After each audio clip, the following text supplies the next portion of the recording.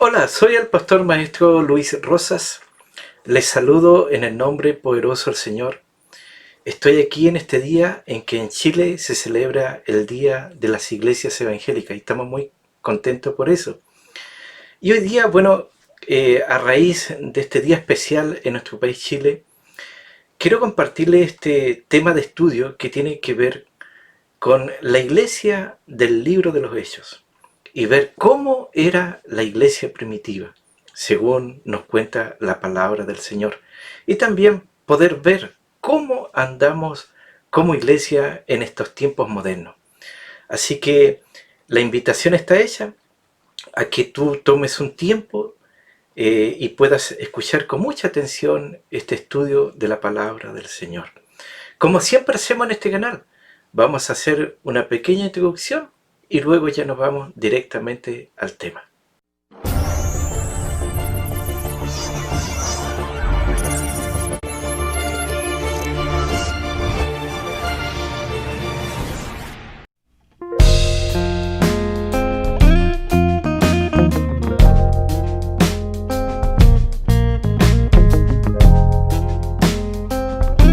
Muy bien, aquí vamos a comenzar a ver este gran tema de este día que lleva por título La Iglesia de Poder, porque la Iglesia de Dios es una iglesia poderosa. Así que vamos a ir al pasaje bíblico que está en Hechos capítulo 4, verso 29 al verso 31. Voy a dar lectura en el nombre poderoso del Señor. Dice así la palabra del Señor. Y ahora, Señor, mira sus amenazas y concede a tus siervos que con todo denuedo hablen tu palabra, mientras extiendes tu mano para que se hagan sanidades y señales y prodigios mediante el nombre de tu santo Hijo Jesús. Cuando hubieron orado, el lugar en que estaban congregados tembló, y todos fueron llenos del Espíritu Santo y hablaban con denuedo la palabra de Dios. Amén. Entonces, lo primero que yo tengo que decirles es que cuando hablamos de la iglesia, ¿en qué estamos pensando? Posiblemente si no enseñamos o explicamos, tendríamos tantas definiciones de la iglesia como gente y mentes hay en el mundo. Porque cada uno define a la iglesia a su manera. Muchos la definen como el lugar donde ellos se reúnen. Y posiblemente, según las experiencias que cada uno tiene o ha tenido, así definen las características de la iglesia. Entonces, definimos según nuestras propias experiencias que cada uno tenemos en nuestra propia congregación. Entonces, para algunos, en la iglesia no se debería hablar en lengua, porque esta es su enseñanza. Esta es su experiencia. Para algunos, la iglesia no debería verse envuelta en la liberación de los endemoniados, porque esa ha sido su enseñanza, esa ha sido su doctrina. Para algunos, la iglesia no debería orar por los enfermos, porque ellos piensan que la era de los milagros ya pasó, y eso le enseñaron, y eso aprendieron. Por eso para algunos la iglesia no es un lugar para saltar, ni para danzar, ni para tener mucha instrumentación, porque ellos fueron enseñados así. Entonces, para algunos uno debe ser tan reverente que uno no puede saltar, no puede reír, no puede hablar en lengua, no puede dar gritos de júbilo, no puede decir amén, no puede decir gloria a Dios. Y para algunos en la iglesia no se debería hablar de los dones del Espíritu Santo, porque para ellos su enseñanza, su doctrina, su teología le dicen que eso ya pasó. Y para ellos, ese obrar, esas manifestaciones del Espíritu Santo, según ellos, según su enseñanza, el Espíritu Santo ya no lo está haciendo. Y por eso algunos dicen que en la iglesia hoy día no se debe hablar de la impartición del Espíritu Santo, de la imposición de manos, porque para ellos, según su enseñanza, eso ya pasó. Entonces con todo esto comenzamos a darnos cuenta qué diferente que es la iglesia a lo que la gente la define como la iglesia. Y yo prefiero, antes de conocer cuál es tu opinión, prefiero irme al dueño, arquitecto y constructor de la iglesia para saber cómo debe ser la iglesia. Y al tomar la palabra de Dios, estaré recién en condiciones de pesar de lo que cada uno dice o profesa. Y entonces sabré a quién le faltó peso, a quién le faltó conocimiento, a quién le faltó revelación. Y entonces podré ir directamente al modelo original y saber por dónde andamos en este tiempo como la iglesia del Señor. Entonces uno debe saber una cosa, que no fue el hombre el que diseñó la iglesia. No fueron las denominaciones evangélicas las que diseñaron la iglesia. La iglesia es el plan de la sabiduría de Dios, es el diseño de su mente omnipotente, porque Dios es el creador y dueño de la iglesia. Cuando Adán estaba en el Edén, dice la palabra del Señor, que el Señor lo hizo dormir y sacó de su costado una costilla, y con esa costilla de ahí apareció la mujer. Pero esto era solo una alegoría, un simbolismo profético de que un día, no el primer Adán, sino el postrer Adán, no el que lo perdió todo, sino el que lo ganó todo, no el que nos hizo caer en la desgracia, sino el que nos volvió a meter en la gracia de Jesucristo. Un día saldría de su costado el material para hacer a su novia, a su esposa, a su iglesia, al cuerpo de Cristo. Y de su costado salió el agua y la sangre, y nosotros de esa agua y de esa sangre salimos maravillosamente lavados y regenerados en la preciosa sangre del Cordero. Y ahora somos llamados la nueva Eva, la novia de Cristo, la iglesia. ¿Cuánto dan gloria a Dios por eso? Entonces debemos de saber que desde tiempos inmemoriales la iglesia ha estado.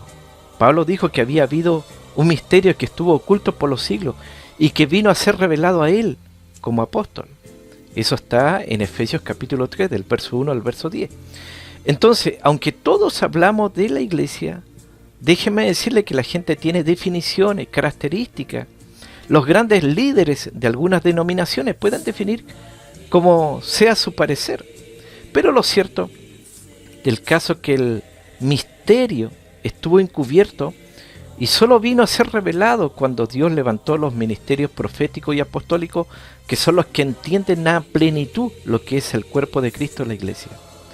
Porque no se trata solo de tener una idea, sino de tener la idea correcta. Porque no se trata de tener un diseño, sino de tener el diseño correcto, para saber qué y cómo debe ser la iglesia. Entonces, para responder a esa pregunta no podemos preguntarle a ningún hombre. Tenemos que ir directamente a la palabra de Dios para saber cómo Dios la define, porque es su diseño, porque es la manifestación de su sabiduría, de su mente. Entonces no tenemos opción, no tenemos derecho a decir que la iglesia se gobernará de esta manera, de esta forma, que vamos a ser democráticos, congregacionales, presbiterianos, que vamos a tener esta u otra forma de gobierno. Entonces debemos entender que la casa de Dios se gobierna según los diseños de Dios, según los planes de Dios, y que en la casa de Dios no hay democracia, sino que hay teocracia, gobierno absoluto de Dios. Entonces usted tiene que saber que la iglesia no tiene dueño terrenal, no tiene cacique, no es de nadie, no tiene patrón, no es de ningún hombre. Así que ningún hombre puede manejarla a su antojo, porque es de Jesucristo, porque Él es el único que pagó el precio. Entonces la iglesia pertenece solamente a una persona, a la única persona que vertió su sangre preciosa en la cruz del Calvario. Así que pertenece al que la compró con su vida y con su sangre. Y Jesucristo la va a tomar. Y todo aquel que quiera estorbar su propósito en estos últimos tiempos, en estos últimos días, va a ser echado a un lado, va a ser quitado. Así que es bueno que sepas que eres solamente un instrumento, que eres un vaso de barro frágil, y que si te humillas serás enaltecido, pero si no te humillas, entonces serás abatido. Porque este es el tiempo de los humildes. Este es el tiempo de la gente que se rinde a Dios. ¿Cuánto dicen amén? Este es el tiempo de los pastores, de los ministros que se rinden al Espíritu Santo. Entonces, este es el tiempo donde el hombre y la mujer de Dios, dice el Espíritu Santo, solamente soy un vaso, solamente soy un aprendiz, solamente soy un albañil, solamente soy un carpintero. Enséñame los planos, enséñame por dónde ir, enséñame por dónde debo de caminar, enséñame a hacer tu construcción, porque es tu obra, es tu casa, es tu iglesia, es tu cuerpo. Entonces Él te va a decir, bueno, mi casa yo la voy a construir conforme al diseño que di a los primeros carpinteros, albañiles, constructores. Y no he cesado de plan, no he cambiado de modelo, no he cambiado los planos. Aleluya, ¿cuántos están entendiendo eso? Entonces está la gran pregunta, ¿cómo era la iglesia del libro de los Hechos? La iglesia primitiva. Lo primero que nos damos cuenta es que la iglesia de los Hechos, de los apóstoles, era una iglesia de 5 ministerios, gloria al Señor. Era una iglesia de milagros sobrenaturales. La gente tenía temor y espanto de lo que Dios hacía a través de estos 5 ministerios. Hechos capítulo 5, verso 13 dice, de los demás ninguno se atrevía a juntarse con ellos, mas el pueblo los alababa grandemente.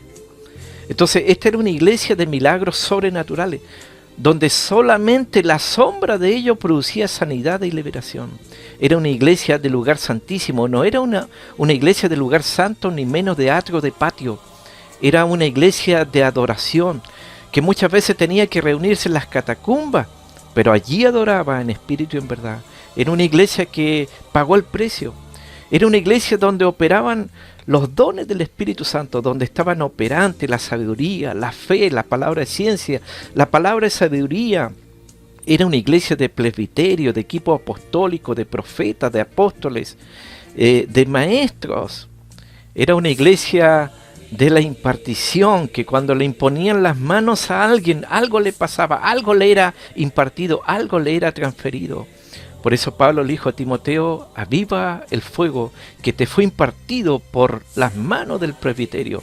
Entonces vemos que esta era gente profética, era una comunidad apostólica, eran luz y sal en la tierra, alumbraban, sacudían, tenían palabra específica, tenían rema de Dios, eran dirigidos por el Espíritu Santo, estaban acostumbrados a las manifestaciones angélicas, tenían comunión con el Espíritu Santo, Dios les hablaba y ellos escuchaban y obedecían.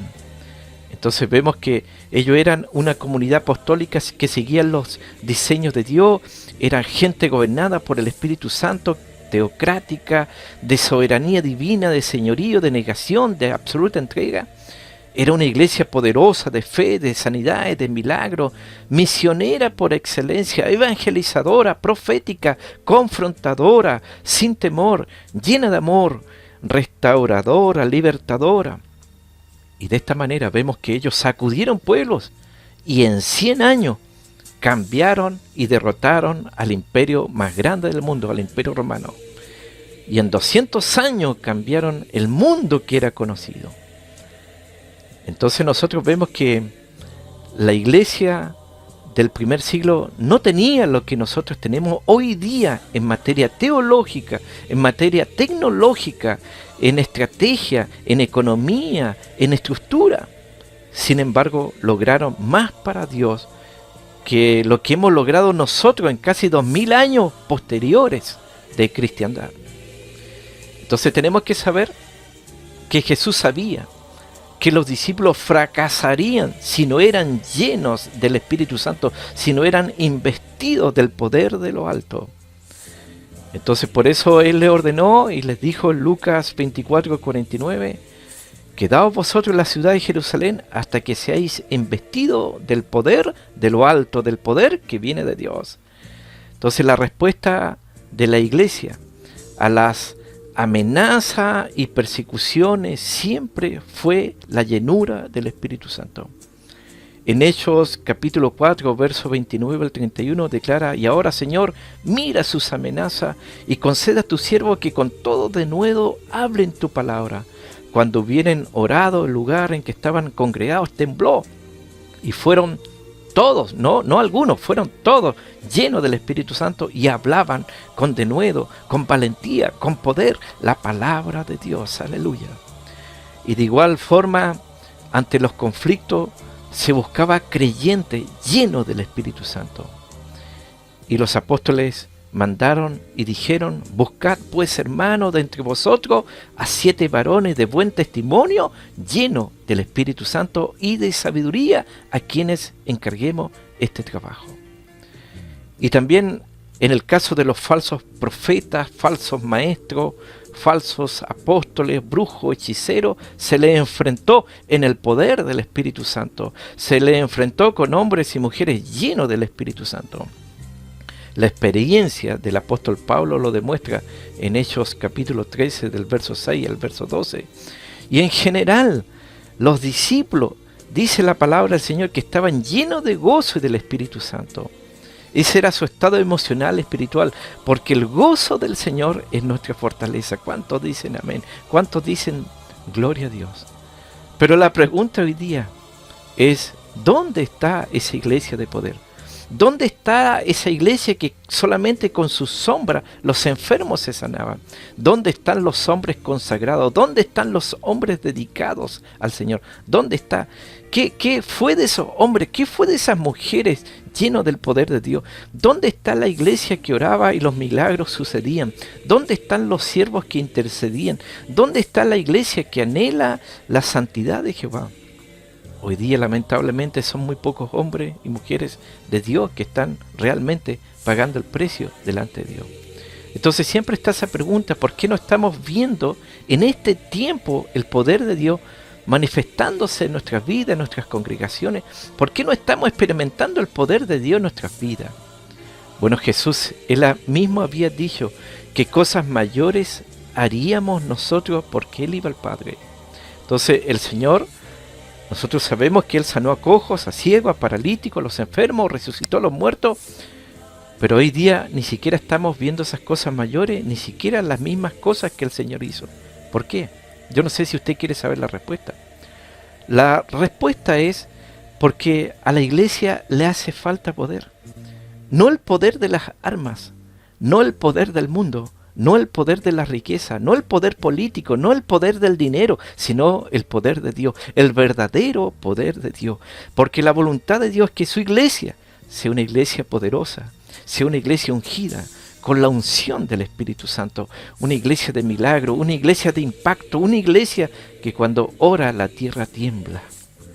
Entonces, ¿por qué no estamos viendo en este caso la gloria de Dios hoy día? Porque la iglesia se ha vuelto hacia la religión, hacia la tradición, hacia lo superficial, hacia el legalismo. Y también porque la iglesia se ha comprometido con el mundo, se ha adaptado al mundo, vive como el mundo, camina como el mundo, piensa como el mundo. La iglesia ha dejado el poder de Dios y se ha vuelto a los ídolos, se ha vuelto al dinero, se ha vuelto a los negocios, se ha vuelto a muchas cosas menos al poder de Dios. Entonces nosotros vemos que una iglesia con poder no la hace el hombre, cualquiera que ésta sea. No es pertenecer a una denominación X por aquí o por allá. Porque algunos dicen, nosotros somos de esta, o nosotros somos de tal, o de esta. Y muchos dicen, la denominación tal y tal sí que es poderosa. Y no sé cuántas congregaciones tenemos en el mundo, o cómo viajamos. Entonces, una iglesia con poder no lo hace el edificio, no lo hace la estructura donde está. Puede ser una tremenda construcción, puede ser una poderosa estructura, puede ser una maravillosa escultura, no sé, construida con mármol. El edificio puede ser antisísmico, puede ser climatizado, puede tener los mejores asientos, reclinables, pero puede estar vacío de Dios. Y sin Dios y sin el Espíritu Santo no hay iglesia. Una iglesia con poder no lo hacen los poderosos que la visitan. Puede ser que a ese lugar llegue gente con mucho dinero, con mucho poder político, con mucho prestigio, muy profesional, muy intelectual. Y así lamentablemente hoy día muchos lugares se han convertido solamente en un club social. Una iglesia con poder puede ser muy pequeña, pero con gente muy humilde y santa dentro de ella. Pero con personas llenas de poder de lo alto, llenas de amor de Dios, que cuando llegas te dan un abrazo, te estrechan la mano con amor, oran por ti, siempre te aman y te cuidan. Gloria a Dios por esos lugares. Una iglesia con poder puede ser una iglesia donde quizás sus miembros se ven débiles y poca cosa al ojo humano. Pero cuando ellos oran por los enfermos se sanan. Y cuando oran por los poseídos por los demonios salen y son liberados. Una iglesia con poder es una iglesia donde se derrama el poder de lo alto, donde se derrama el poder de Dios, donde se derrama el poder del Espíritu Santo, donde Dios se mueve, donde el Espíritu Santo hace milagro y maravilla, donde los ciegos ven, donde los sordos oyen, donde los paralíticos andan. La iglesia en este tiempo está predicando mucho que Cristo viene, que los tiempos se han cumplido, y se predica que se va, pero se van a quedar.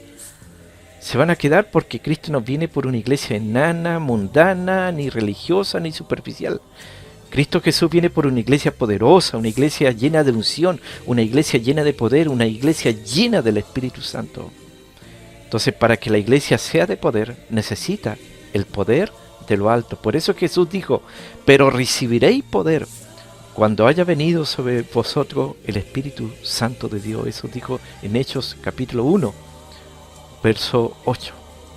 Entonces el poder de una iglesia dinámica lo vemos en esa palabra traducida poder, que viene de dinamis, de donde salió la palabra dinamita, de donde viene la palabra dinamismo, lo cual nos da a entender que la iglesia debe ser explosiva y dinámica, que debe estar en movimiento, nunca cómoda, nunca perezosa, nunca floja, sino siempre con entusiasmo, siempre con energía, siempre impactante, siempre movida en lo sobrenatural.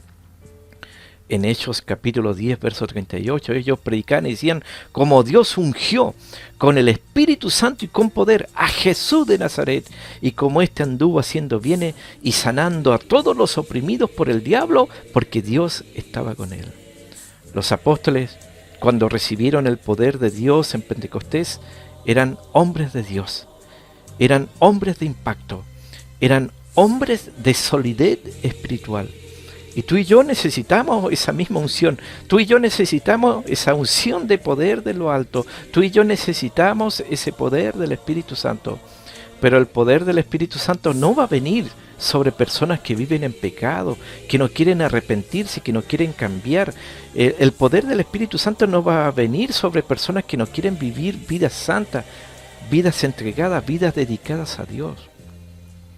Nosotros tenemos que darnos cuenta de que cuando una iglesia se arrepienta del pecado, de la murmuración, del chisme, de la fornicación, del adulterio, entonces comenzaremos a ver el poder de lo alto moviéndose en medio de nosotros, con milagros, ¿no es cierto?, que será muy evidente en nuestras vidas, en nuestras congregaciones, donde el Espíritu Santo se derramará en los niños, en los jóvenes, en los ancianos, en toda la iglesia, porque una iglesia sin el Espíritu Santo es una iglesia vacía.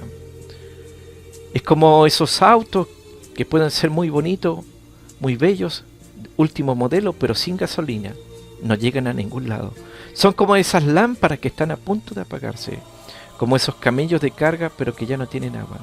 Un creyente sin el Espíritu Santo vive cansado, vive aburrido, todo lo critica, vive amargado, todo le molesta, nunca se goza, siempre está sin fuerza, no tiene aliento para nada, ni para decir amén, ni para decir gloria a Dios.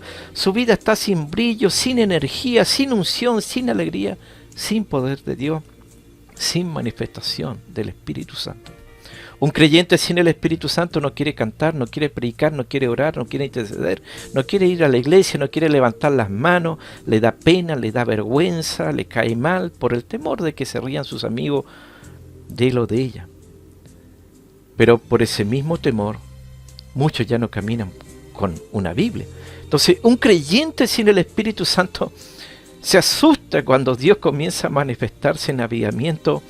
Se asusta cuando el pueblo comienza a recibir la lengua espiritual, la lengua del Espíritu. Se asusta cuando el pueblo del Señor comienza a danzar de júbilo, de alegría, y empieza a recibir el gozo del Espíritu Santo, y los dones del Espíritu Santo comienzan a manifestarse, a revelarse. Se asustan cuando los profetas de Dios comienzan a soltar la palabra profética, cuando los jóvenes comienzan a levantarse, cuando los enfermos comienzan a ser sanados, o cuando los hermanos comienzan a dedicar sus vidas en oración, porque el Espíritu Santo está llamando a su pueblo a llenarse de Él. ¿Cuántos dicen amén? A buscar más de su presencia, porque sin el Espíritu Santo no puede vivir una vida victoriosa en Cristo Jesús. Un creyente sin el Espíritu Santo es un creyente carnal. Y cuando digo carnal no digo pecador, sino más bien un creyente sin experiencias espirituales en Cristo Jesús. El Espíritu Santo está aquí y Él quiere llenarte hoy día, Él quiere usarte, Él quiere levantar tu vida a niveles mayores, a niveles altos en el Señor. Él te quiere revelar cosas grandes y ocultas que tú no conoces, porque Él quiere que tú estés en avivamiento continuo. No sé cuántos pueden decir avivamiento continuo, que tú sientas los ríos de agua viva en tu interior, en tu casa, en tu trabajo, por la calle, donde quiera que te muevas, tú sientas la presencia de Dios, la unción del Espíritu Santo. Oh, Rabayi, Salanda, Rabayía. Oh, bendito Espíritu Santo. Por eso nosotros vemos aquí las características de una iglesia que asombra. Y la característica que tiene esta iglesia es que es una iglesia que ora. Los discípulos ya habían visto cómo Jesús oraba de manera ferviente.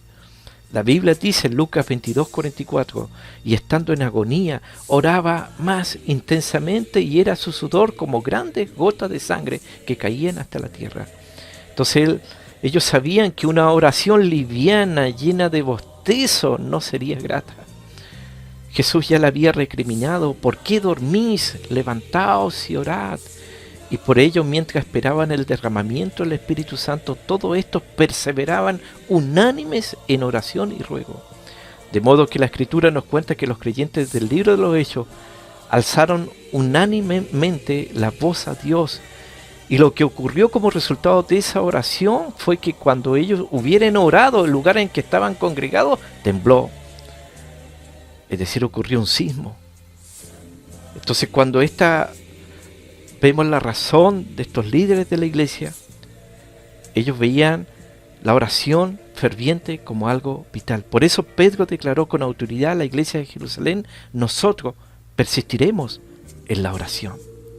Entonces, como iglesia, nunca olvidemos al profeta Elías, que era un hombre sujeto a pasiones semejantes a las nuestras, pero la Biblia dice que oró fervientemente. No oró con bostezo, no oró con flojera. Oró fervientemente para que no lloviese, y no llovió sobre la tierra por 3 años y 6 meses. Y otra vez oró, y el cielo dio lluvia, y la tierra produjo su fruto. Una de las características más grandes de la iglesia poderosa es que es una iglesia que se somete a Dios, es una iglesia que busca a Dios en oración. No es una iglesia floja, no es una iglesia perezosa, es una iglesia que tiene un arma poderosa, la cual se llama la oración, la cual se llama el ayuno, y no hay espíritu que pueda oponerse cuando la iglesia entra en oración, cuando entra en búsqueda del Señor. Entonces la oración es la base para todo cristiano. Por eso el apóstol Pablo dijo: orar sin cesar. Entonces nuestro Señor, Él era un hombre de oración que se levantaba por la madrugada a orar. Y hubo momentos en que pasaba toda la noche orando a Dios. Por eso lo veíamos sanando, libertando a los cautivos, siendo usado con poder, echando los demonios afuera, solamente con una palabra. Y eso era asombroso, porque hasta la naturaleza le obedecía, el mar le obedecía, el viento le obedecía, todo le obedecía. La oración te da poder de Dios. La oración te da autoridad, te da unción, te hace más sensible al Espíritu Santo para operar bajo la voluntad de Dios. Aleluya. Entonces, una iglesia poderosa es una iglesia que predica el arrepentimiento. Hechos 17:30 dice: pero Dios, habiendo pasado por alto los tiempos de esta ignorancia, ahí está predicando en Atenas, en la cuna de la filosofía. Y dice: ahora manda a todos los hombres en todo lugar que se arrepientan. Jesús mismo inició su ministerio con esta misma palabra: arrepentíos, porque el reino de los cielos se ha acercado. Y ya en muchas iglesias se ha cambiado el concepto del arrepentimiento por otras ideas, por otros dogmas. Y muchos dicen: no, si todos somos criaturas de Dios y no hay por qué arrepentirse, ya que Cristo murió en la cruz y se llevó los pecados de todos. Pero eso es solamente parte en verdad. Entonces, toda persona que es parte de una congregación, que cree que es parte de la iglesia, tiene que pasar por el arrepentimiento. Y luego tenemos que observar los frutos, porque si no, quedan dudas si realmente pasó por la puerta del arrepentimiento. Entonces el ministerio de los apóstoles en el libro de los Hechos también se inició con esta palabra, porque después de haber sido llenos, investidos de lo alto, llenos del Espíritu Santo, cuando predicaban decían lo mismo: arrepentíos y convertíos para que sean borrados vuestros pecados. Entonces la predicación del arrepentimiento es clave para una iglesia que va a asombrar al mundo, ya que en una congregación donde no hay arrepentimiento hay pecado, y esa iglesia o esa congregación no es ni será ningún peligro para el diablo, ya que simplemente es una congregación religiosa. Y también vemos que la iglesia del libro de los Hechos, esta iglesia de poder, era una iglesia que vivía en santidad, porque la Biblia dice que sin santidad nadie verá al Señor. Y también vemos como el apóstol Pedro, decía: sed santo porque yo soy santo. Entonces el mundo hoy día está desmoralizado, y mucho en la iglesia también. ¿Por qué? Porque hoy día en muchos lugares no hay diferencia entre las personas que van a una congregación y las que no van. Y los creyentes en el inicio de la iglesia primitiva entendían que Jesús fue declarado Hijo de Dios con mayúscula, con poder, según el Espíritu de Santidad, como dice el apóstol Pablo en Romanos 1:4. Ellos comprendían que el poder y la autoridad espiritual nacían de una vida de santidad. Y aún los demonios lo sabían. Cuando Jesús los enfrentaba, gritaban: ¿qué tienes con nosotros, Jesús Nazareno? Sé quién eres, el Santo de Dios. Entonces Dios está llamando a su pueblo a santificarse, a dedicarse más a Él, a entregarse más a Él, porque Él es un Dios santo. Dios no puede hacer nada con una iglesia mundana, pagana, carnal, que vive más en la carne que en el espíritu. El Señor quiere moverse en medio de su pueblo, pero quiere ver siervos santos, siervas santas, vasos limpios, vasos puros, que le sirvan y le obedezcan. ¿Cuántos de esos hay dispuestos de aquellos que están escuchando esta enseñanza? Y vemos que la iglesia de poder del libro de los Hechos era una iglesia que se fluía en maravillas y señales. Porque la Biblia dice que muchas maravillas y señales eran hechas por los apóstoles. Entonces hoy día están buscando, ¿no es cierto?, los científicos en el mundo una vacuna contra el COVID-19, y no hay claridad ni seguridad si la van a encontrar, pero el Dios Todopoderoso aún puede asombrar al mundo, sanando al mundo de esta terrible enfermedad. En este tiempo Dios está levantando una iglesia como la iglesia primitiva, que tan solamente su sombra sea suficiente para sanar a los enfermos, porque una iglesia poderosa hará milagros y maravillas. La iglesia de este tiempo tiene que creer a la promesa del Señor, porque Él dijo: cosas mayores ustedes harán porque yo voy al Padre. Bendito el Señor. ¿Cuántos creen en eso? Y la iglesia poderosa, el libro de los Hechos, era una iglesia de alabanza y adoración. Porque así dice Hechos 2:47, alabando a Dios y teniendo favor con todo el pueblo, y el Señor añadía cada día a la iglesia a los que habían de ser salvos. Entonces la iglesia que asombra al mundo es una iglesia que exalta a Dios, que lo ministra, que lo adora, porque tales adoradores busca al Padre que le adoren. Porque Dios habita en medio de la alabanza de su pueblo. ¿Cuánto alaban al Señor? Entonces cuando Bernabé y Pablo estaban en la cárcel, dice que estaban orando y cantando alabanza al Señor.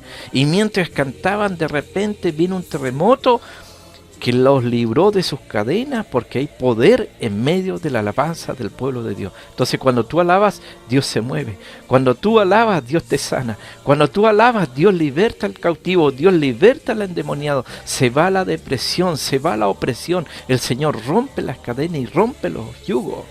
Bendito el Señor. Y vemos también que la iglesia poderosa es una iglesia temerosa de Dios. En Hechos 5:11 la palabra dice que vino gran temor sobre toda la iglesia y sobre todos los que oyeron estas cosas.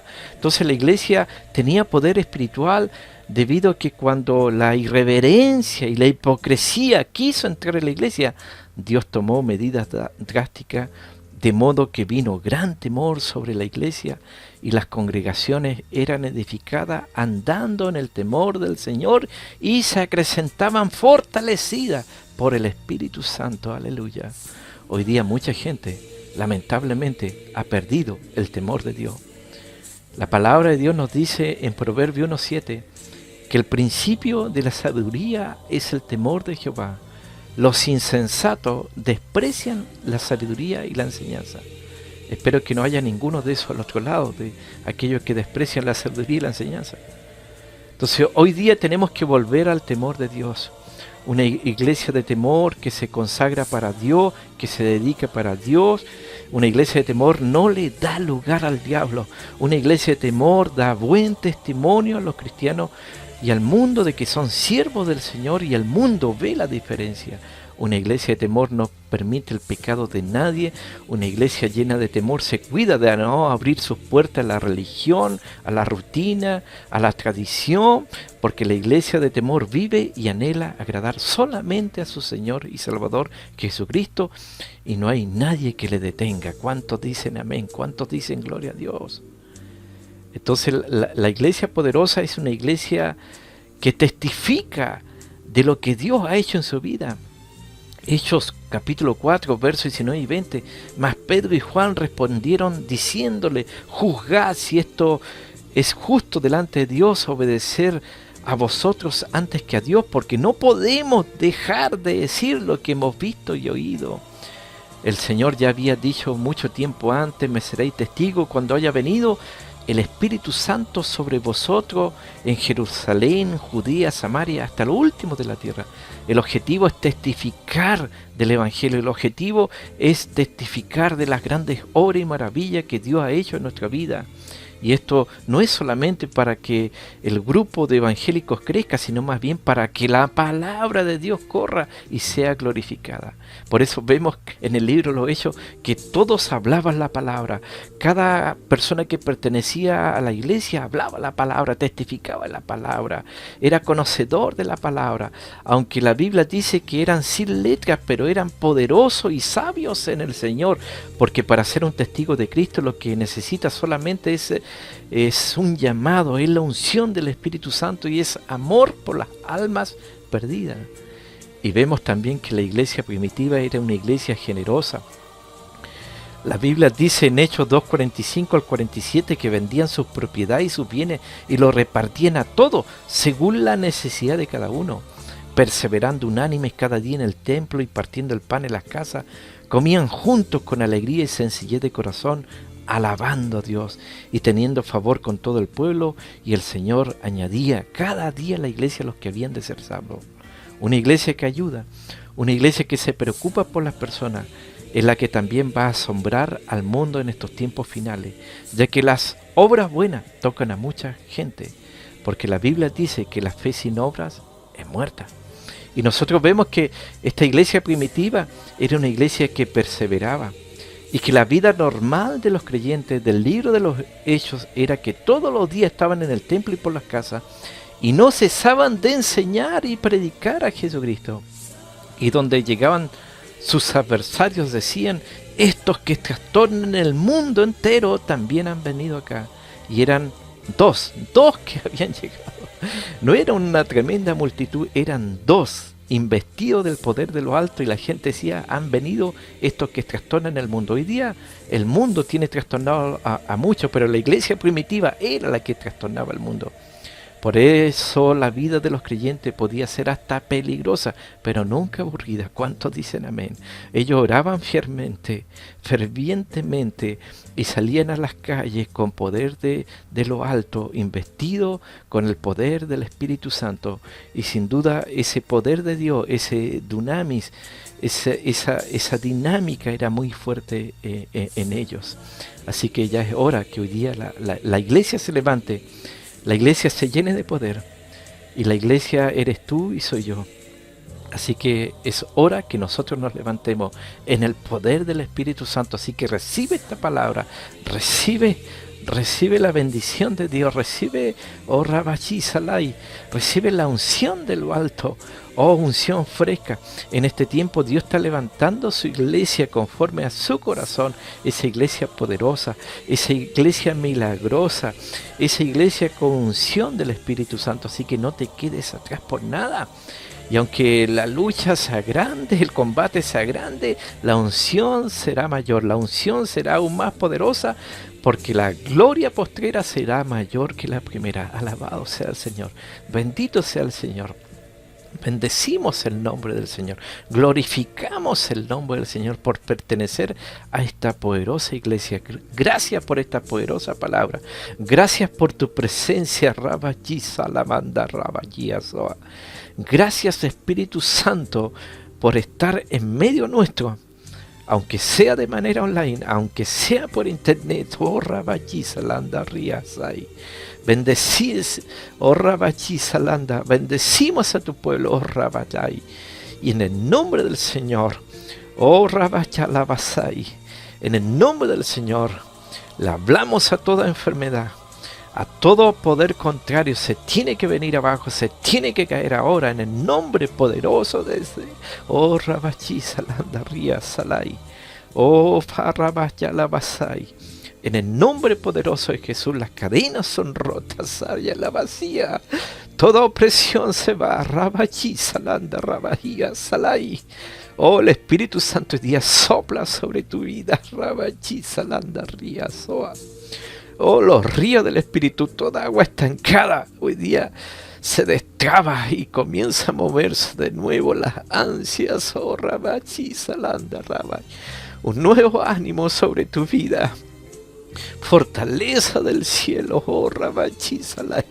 Gozo de lo alto, oh Rabasai. Ganas de alabar su nombre, ganas de orar, ganas de predicar su palabra con denuedo, con valentía, con poder de lo alto. Bendito eres, Señor. A ti toda gloria, a ti toda alabanza, por los méritos de Cristo Jesús nuestro Señor. Amén. Amén. Muy bien, este ha sido el estudio de la palabra del Señor de este día. Como te decía, en el día que en Chile se celebra el Día de las Iglesias Evangélicas. Así que este ha sido el estudio, esperando que haya sido de mucha bendición para tu vida, para tu ministerio, y esperando también que me puedas colaborar y ayudar dándome un like, dejando un mensaje de edificación para la gloria del Señor, y nos estaremos viendo próximamente con otro gran tema de la palabra del Señor. Nos vemos, bendiciones.